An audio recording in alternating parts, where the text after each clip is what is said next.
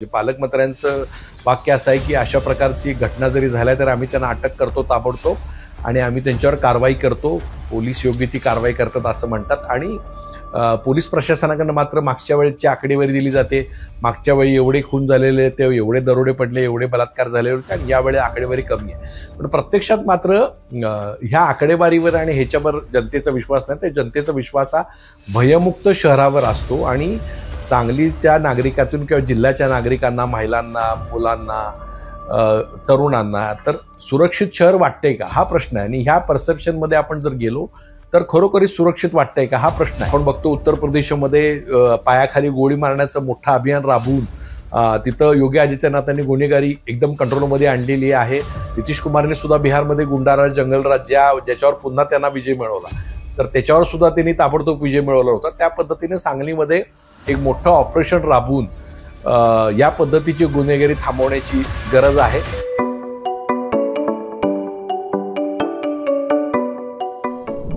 नमस्कार, मी हनुमंत मोहिते, हनुमंतमोहिते.सोनेर आहे माझ्या यूट्यूब चॅनलमध्ये आपल्या सगळ्यांचं स्वागत आहे.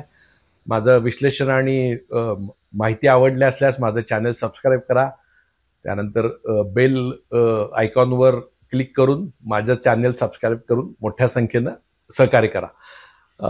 आज आपण चर्चा करणार आहोत सांगली जिल्ह्यातील कायदा आणि सुव्यवस्थेबद्दल जी सध्या चर्चा सुरू आहे, जे आंदोलन सुरू आहे त्याच्याबद्दल आपण चर्चा करणार आहोत. सांगली जिल्ह्यामध्ये गेल्या काही दिवसांमध्ये, एक आठवड्यामध्ये 3-4 घटना अशा घडल्या की ज्याच्यामुळं सांगली जिल्ह्याच्या कायदा आणि सुव्यवस्थेबद्दल चिंता व्यक्त झाली. पहिली घटना अशी आहे की दलित महासंघाचे जे नेते आहेत उत्तम मोहिते यांचा त्यांच्या वाढदिवसा दिवशी घरात घुसून काही लोकांनी खून केला. हा खून वर्चस्ववादातून झाला असं सांगितलं गेलं. ही पहिली घटना. दुसरी घटना होती की सांगली जिल्ह्यामध्ये एक जो खुनातला आरोपी आहे तो आरोपी सांगलीच्या जेल प्रशासनाच्या मधून पळून गेला. अर्थात तो आता सापडला पण तो पळून गेल्याची घटना घडली. आणि तिसरी घटना घडली की मिरजेमध्ये कलगुटगी खून प्रकरणातील 2 आरोपींना मिरज सिव्हिलमध्ये ज्या वेळेला तपासण्यासाठी आणण्यात आला होता त्यावेळेला दबा धरून काही लोक बसलेले होते त्याचे विरोधक, आणि हॉस्पिटलमध्येच त्या आरोपींचा गेम करण्याचा त्यांचा विचार होता. अर्थात पोलिसांच्या सतर्कतेमुळं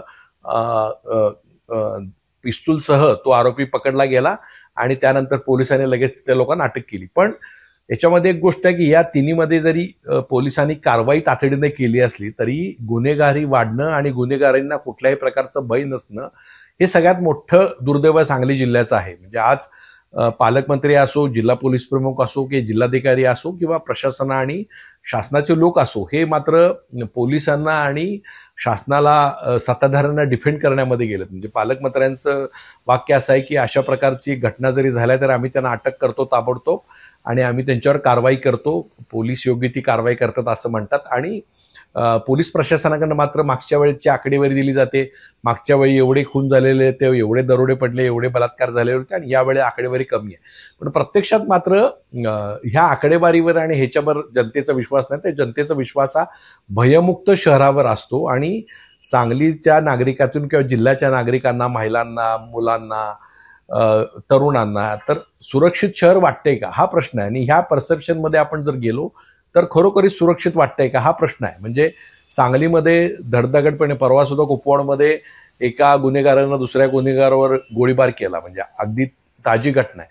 तर सर्रासपणे नुकतंच एक सांगलीच्या एसटी स्टँडवर एका किरकोळ मोबाईलला गार्ड बसवला नाही म्हणून एका अल्पवयीन तरुणांनी भोसकून एका तिथल्या एका दुकानदाराचा खून केला. ही पण घटना ताजी आहे. तर याच्यामध्ये सगळ्यात महत्वाची घटना आहे की पिस्तूल सापडणं, हत्यारं सगळ्या तरुणांच्याकडून, अल्पवयीन तरुणांच्याकडून सापडणं, त्यानंतर नशेच्या गोळ्यांचा मोठ्या प्रमाणात वापर, गांजाचा मोठ्या प्रमाणात वापर. तर याच्यामध्ये कारवाई होते. पण भयमुक्त जे वातावरण शहरामध्ये, जिल्ह्यामध्ये पाहिजे ते मात्र करण्यामध्ये पोलिसांना अपयशी ठरलंय.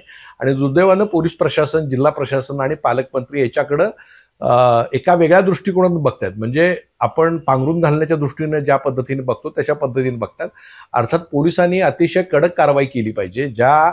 जे गुन्हेगारी, म्हणजे ज्या उत्तम मोहितेचा खून दलित महासंघाच्या झाला तर त्याच्यावर सुद्धा 10 गुन्हे होते आणि ज्यांनी त्याच्यावर हल्ला घरात घुसून केला त्यांच्यावर सुद्धा अनेक गुन्हे दाखल आहेत. तर अशा प्रकारचे काही ब्लॅक स्पॉट आहेत. म्हणजे सांगलीमध्ये संजय नगर परिसरातल्या टोळ्या, शामरावनगर परिसरातल्या टोळ्या, इंदिरानगर परिसरातल्या टोळ्या आणि सांगली शहरामध्ये फाळकूट दादांचा वाढता प्रादुर्भाव, सगळे गुंडगिरी आणि गुंडांना आदर्श मानणारे तरुणांची एक फळी, अशा प्रकारचा मोठा परिणाम आहे. आणि या सगळ्यांचं पोलिसांचे असणारे लागेबांधे आणि राजकीय सत्ताधारी विरोधक असतील यांच्या सगळ्यांचे लागेबांधे, याच्यामुळे ही गुन्हेगारी टोळ्यांची मोठी फोफावली. आज तुम्ही बघत असाल तर पुण्यामध्ये कोयता गँग असेल किंवा पुण्यामध्ये गुंडगिरीचा मोठं थैमान चोर आहे. तशाच प्रकारची परिस्थिती ही सांगली शहरात आहे आणि सांगली शहरामध्ये गुंडगिरी टोळ्या वेगवेगळ्या प्रकारामध्ये आपल्याला पुढे येताना दिसतात. मग त्याच्यामध्ये तरुणांची भरती होते मोठ्या प्रमाणात, अल्पवयीन तरुणांचा वापर केला जातो.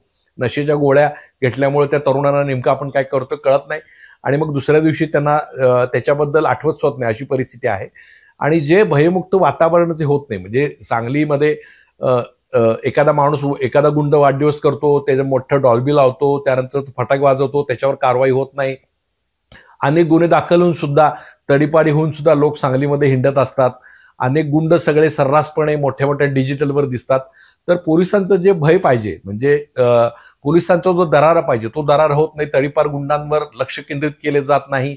जे गुंड जामिनावर बाहेर आले त्यांच्याबद्दलची माहिती घेतली जात नाही.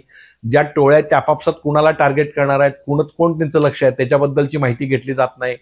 जे गुंड आहेत त्यांना पोलीस स्टेशनला बोलवून त्यांना धाक दाखवून, त्यांना दरारा दाखवून त्यांचं कोम्बिंग ऑपरेशन करायला हवं, ते केलं जात नाही.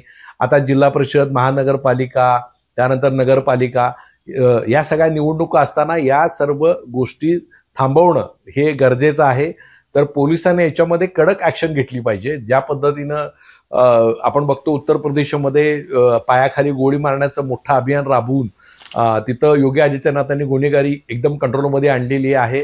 नितीश कुमारने सुद्धा बिहारमध्ये गुंडाराज, जंगलराज ज्याच्यावर पुन्हा त्यांना विजय मिळवला, तर त्याच्यावर सुद्धा त्यांनी ताबडतोब विजय मिळवला होता. त्या पद्धतीने सांगलीमध्ये एक मोठं ऑपरेशन राबवून या पद्धतीची गुन्हेगारी थांबवण्याची गरज आहे. त्यासाठी मग तुमचं मोका कारवाई असेल, गुंडाराजची कारवाई असेल. आता सांगलीमध्ये पालकमंत्र्यांनी मध्यंतरी अंमली पदार्थ विरोधात मोहीम चांगली केली, जनप्रबोधन केलं. पण आता गुंडगिरीनं ताबडतोब अटक करणं, त्यांना त्यांची ओळख परेड काढणं, त्यांच्या धिंड काढणं, त्यांच्यावर दहशत माजवणं, त्यांना दहशत बसवणं, त्यांच्या संपत्ती जप्त करणं, त्यांच्या मुसक्या आवळणं, या सगळ्या गोष्टी करायला हव्यात. अन्यथा मग सांगली जिल्ह्यातील कायदा आणि सुव्यवस्था चिंतेचा विषय होईल. आणि त्याच्यामध्ये जनक्षोभ आता जो आहे, म्हणजे आता नुकतंच नागरिकांनी एक छोटं आंदोलन केलं, सर्वपक्षीय लोकांनी आंदोलन केलं, तर अशा प्रकारचं आंदोलन वाढत जाईल. त्यामुळं पोलिसांनी आणि पालकमंत्र्यांनी याच्याबद्दल गंभीर होण्याची गरज आहे.